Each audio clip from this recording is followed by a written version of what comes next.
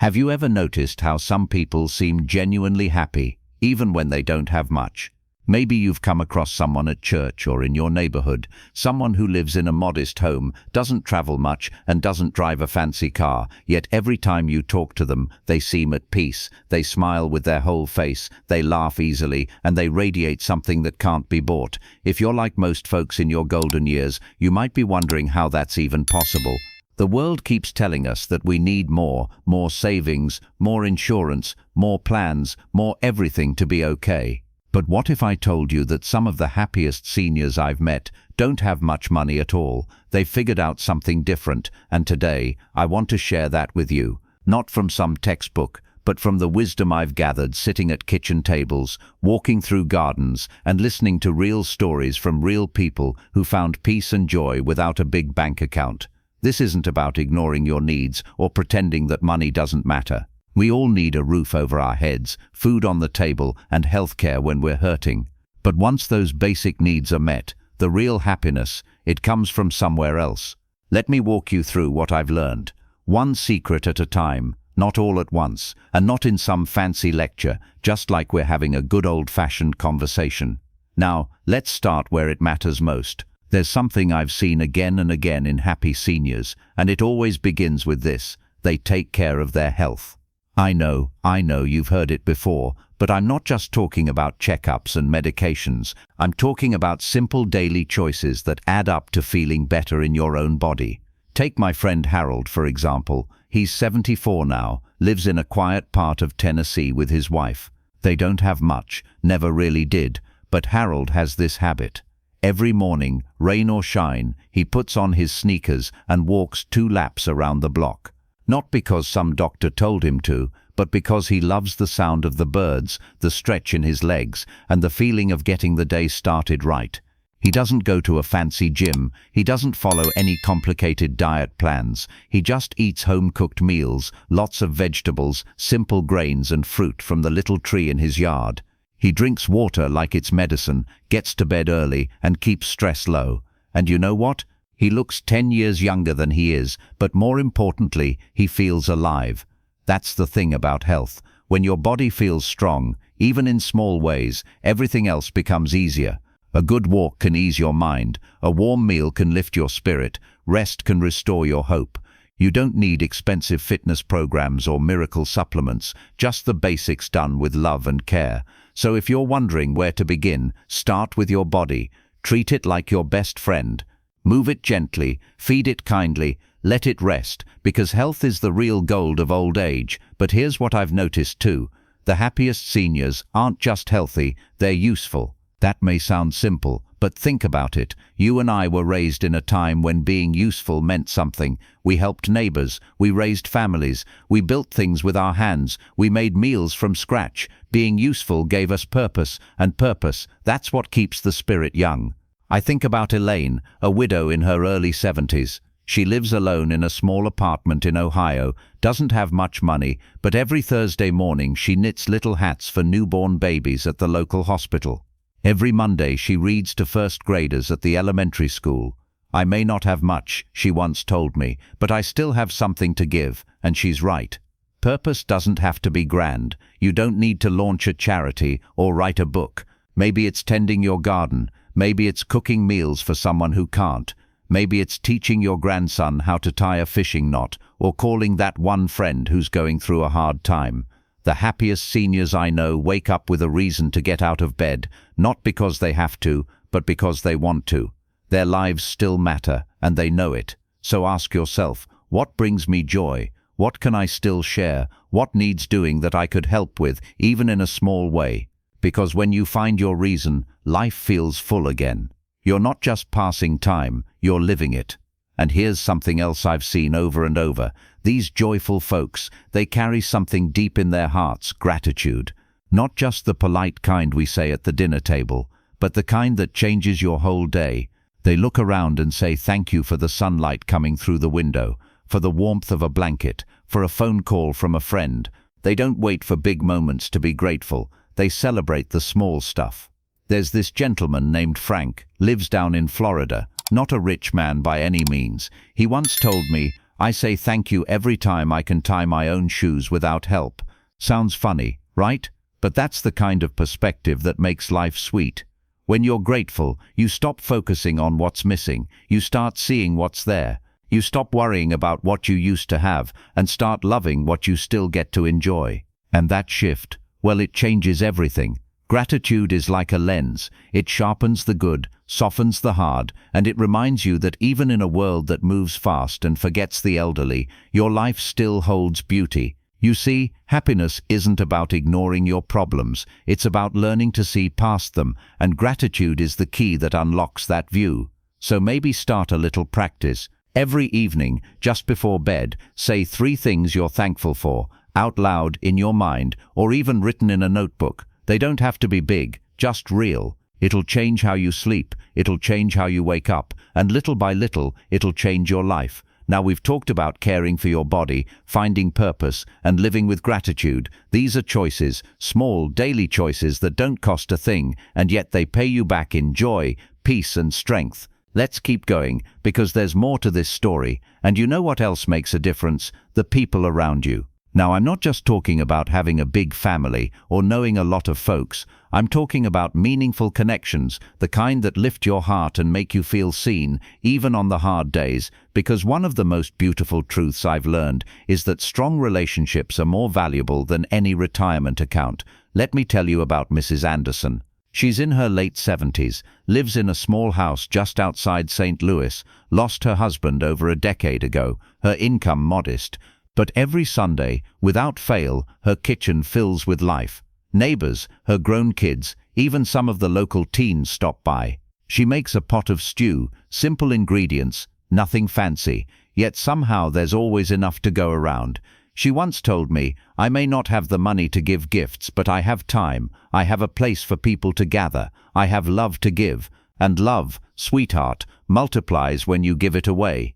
She's right. Relationships are like gardens. You don't need a big budget to grow them. You need presence, you need kindness, you need time. Call someone just to check in. Invite a neighbor over for a cup of tea. Sit outside and say hello to folks passing by.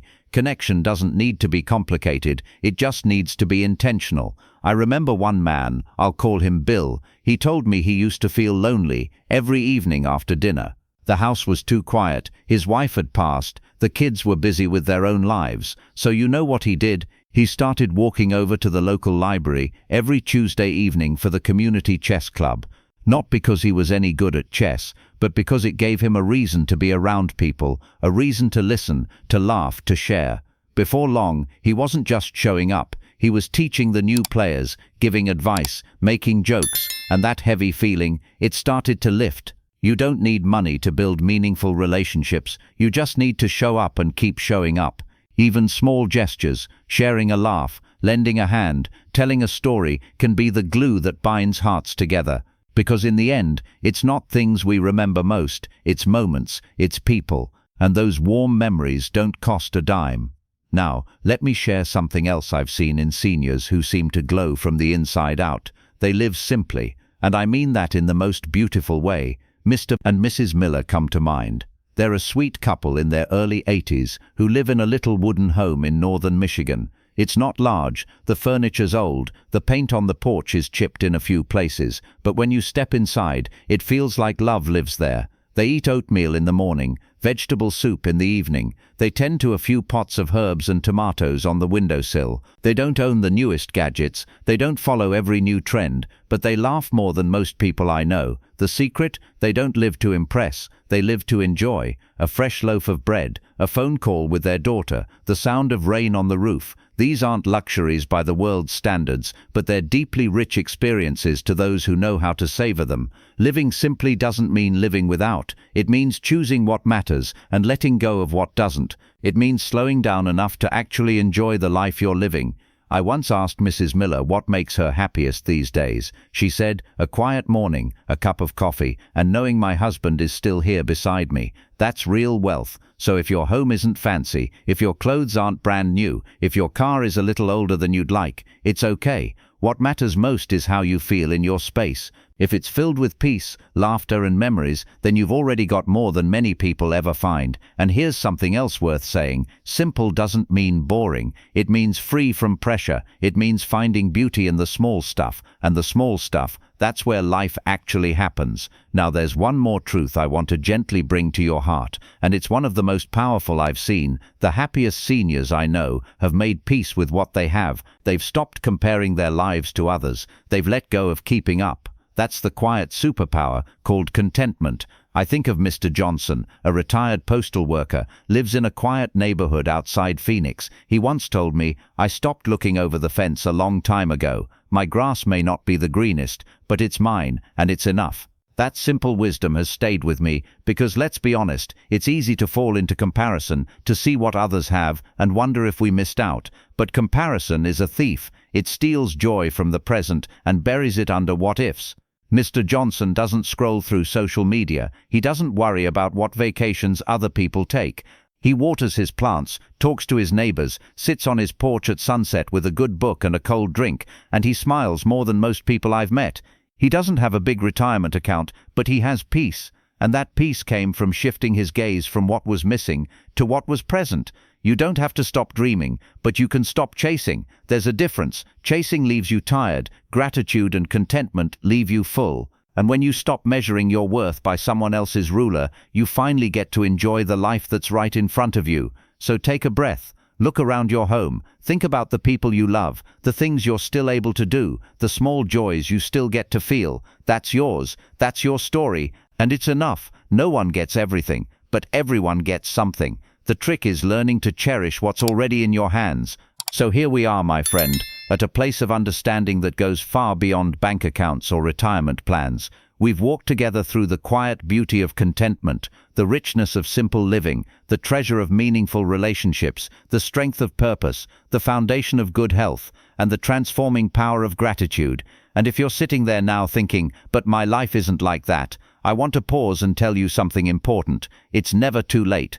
Not to shift your focus, not to begin again, not to embrace a different kind of wealth. Sometimes the world makes us believe that aging means becoming invisible, that once you've passed a certain number, your worth starts to fade. But let me remind you of a truth no one can take from you. You are still here, and that means your life still holds meaning. You've lived through ups and downs, joy and loss, growth and change. You've loved, built, nurtured, failed, learned, and gotten back up again.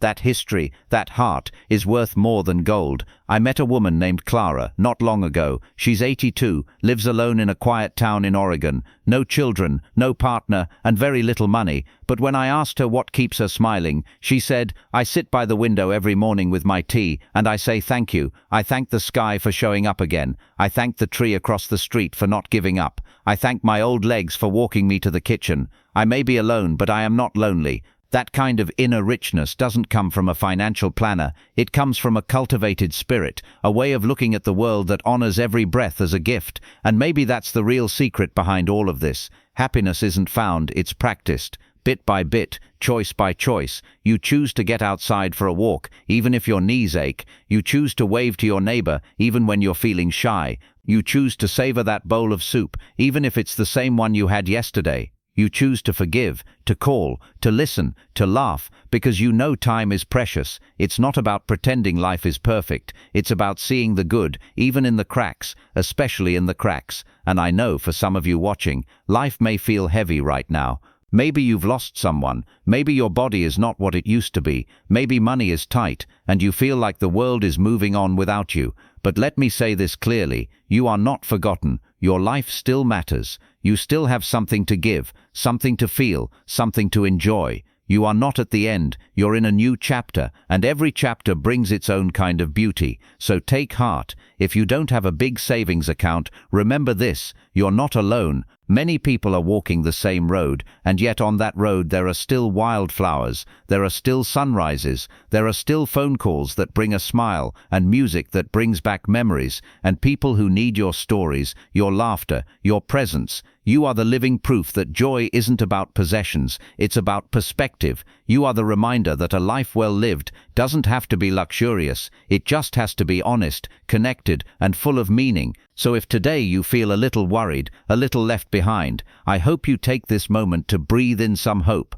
Look around at what you do have: the warm blanket, the quiet morning, the memory of a friend's voice, the strength in your hands, the softness in your heart. Start there. That's your ground. That's your gold. And from that place, build your joy, not all at once, not with a bang, but like lighting a candle in the dark, one small flame at a time. You are not too old to be happy. You are not too poor to feel rich. You are not too late to live fully. So tell me in the comments below, what is one thing you're thankful for today? One small habit that brings you peace, one way you found joy, even in the simple life. Share it, let others hear it. You never know who needs that encouragement right now. And if this video lifted your spirit even a little, I invite you to like it so others can find it too.